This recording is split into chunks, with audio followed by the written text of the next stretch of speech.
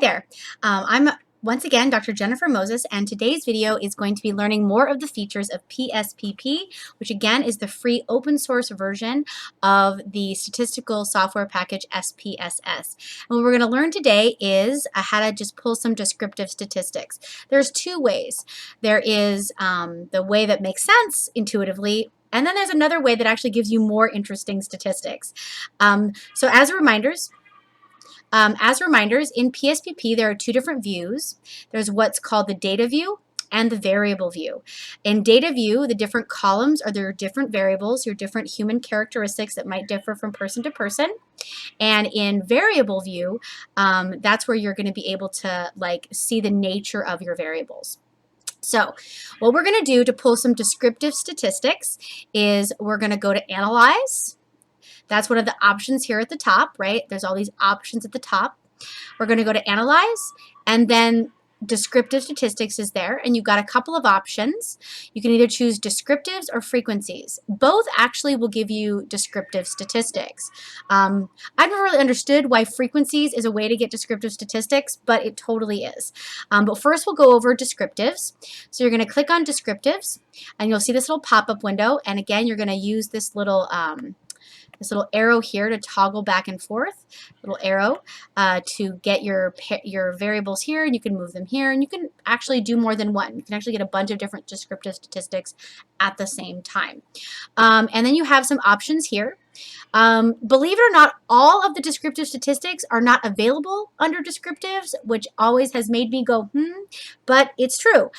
So for now, we'll just choose mean, variance, standard deviation, and range, as those are all descriptive statistics. And you just select them by checking on the little box here. And again, you could actually pull more than one variable over, and it would give you those different options. Right here in descriptives, you could actually choose to save things as what are called standardized or z-scores. It'll just automatically make that new variable for you. Either way. So, but I'm just going to do the basics. I've chosen height. I'm going to click on mean, variance, standard deviation, and range.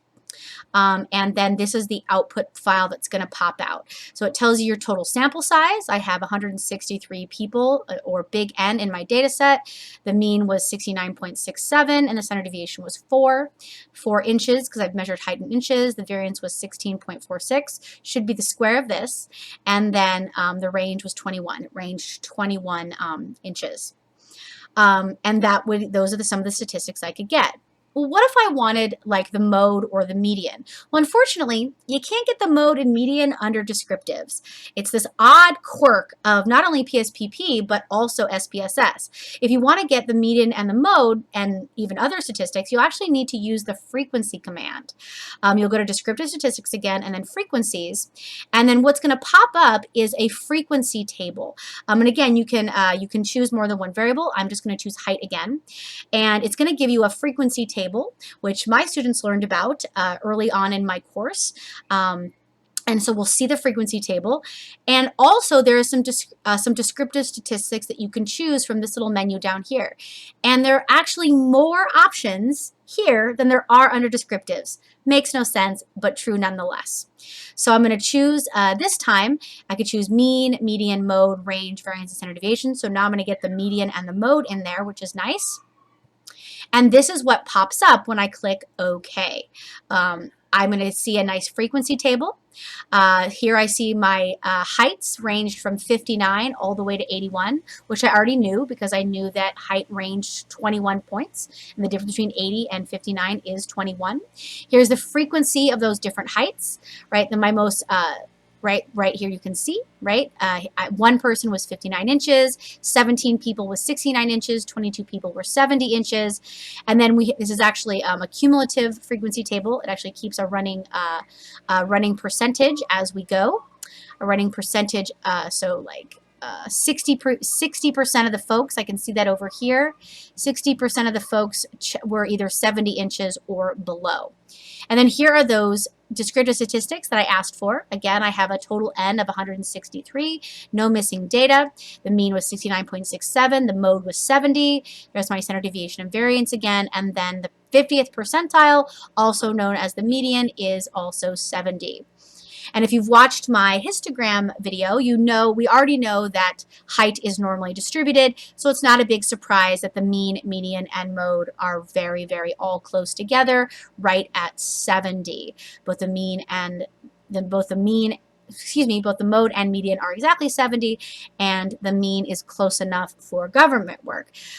Right? So if I want to share this output, with somebody else, it's in the output file, and so I'm going to actually have to export it.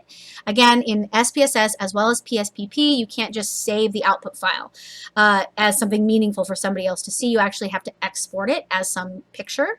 And so you're going to export, and then I'm going to go, and you have to make a name for it. You have to save it as a PDF.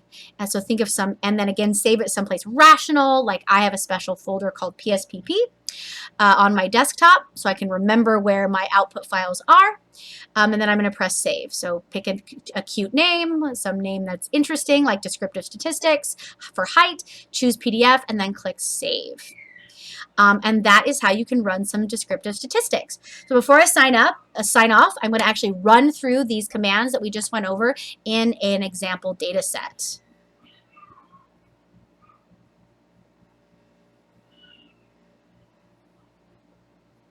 Bear with me for 1 second. Sorry here. So here is the example data set that I've been using in this video and the last, which is just a little made-up data for height and weight. So I'm just going to run some descriptive statistics in those two different ways we went over. Analyze, descriptive statistics. Analyze, descriptive statistics. I'm going to click on descriptives, right? And I get this little pop-up window that looks like this. And I'm just going to choose height. And here and I'm going to toggle it over here. And as you can see, there's a bunch of different options. The default options that are checked without you checking anything in PSPP are mean, standard deviation, min, and maximum, but I don't want those. I'm just going to choose mean, standard deviation. I'm going to choose the range. I'm going to choose the standard deviation, the variance. Skew and kurtosis are interesting. Skew will tell you the extent to which a single peaked distribution, how much it deviates from normality, where one tail is longer than the other. You can actually calculate a statistic for that. It'll tell you the extent to which your single peaked distribution is deviating from normality. Kurtosis is how flat it is. Normal distribution have a particular peak. Kurtosis is how flattened out it is. So both skew and kurtosis are statistics you can calculate to determine if something is different from normal. We're not going to do that, but you can. It actually is something that you can pull up and have a PSPP calculate for you. The extent to which your data is not normal is these two different characteristics. Either way, I've selected some descriptive statistics and I click OK. And an output file pops up.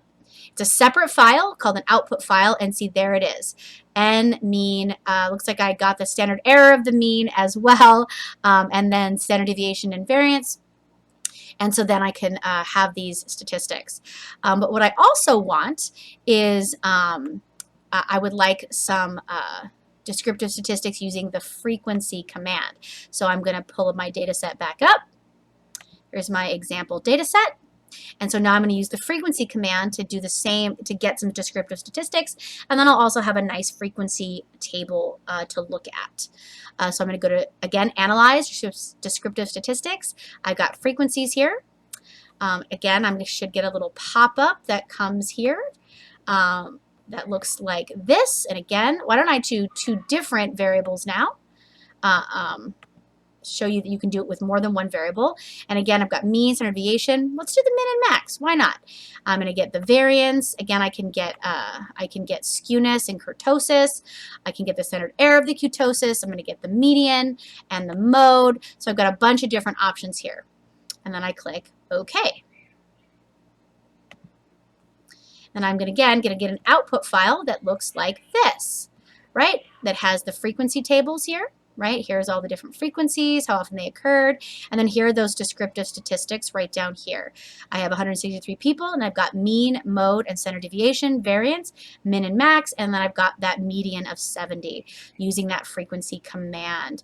And then if I scroll down a little further into my output file, whoops, got away from me here, you can see because I asked for that I asked for that weight variable, that's now here as well.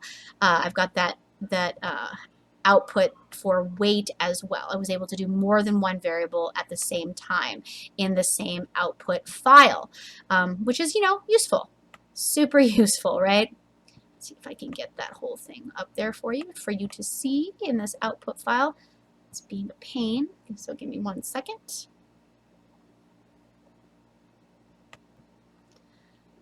And then here we go. Here is that different frequency table for that weight variable. And then here are its descriptive statistics. The mean is 145, the mode is 138.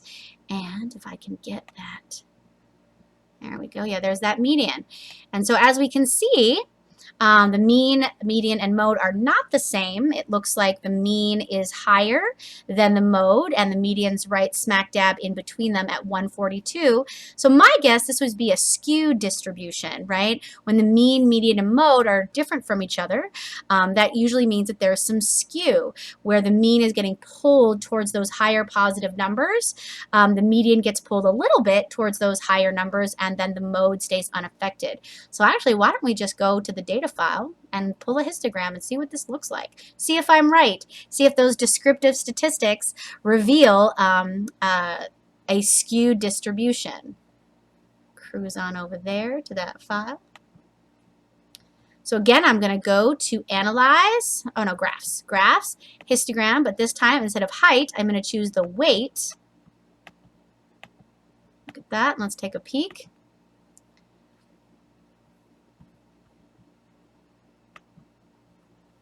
And then that graph ends up in my output file, and yep, what do you know about that? That is a skewed distribution. You can see that my upper tail is longer than my lower tail.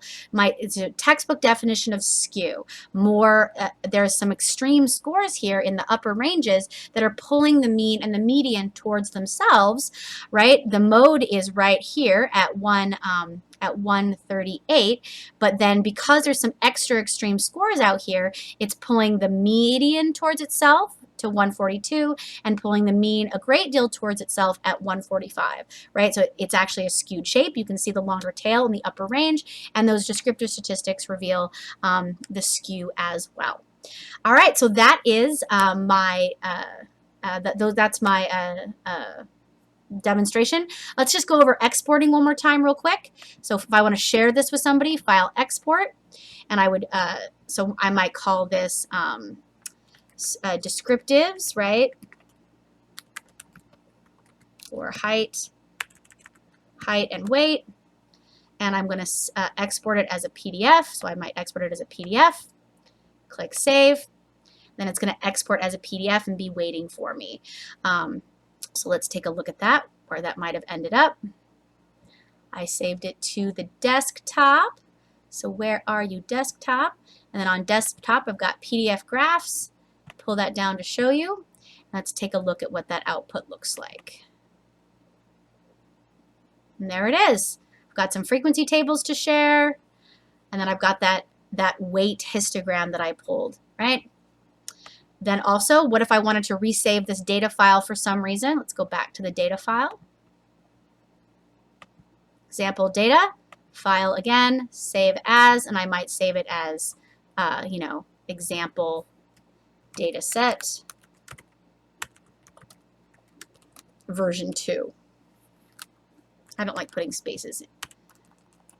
Example data set, and I would press save. And now I would have example data set 2. So once again, hopefully that you found this tutorial helpful. Is once again Dr. Jenny signing off.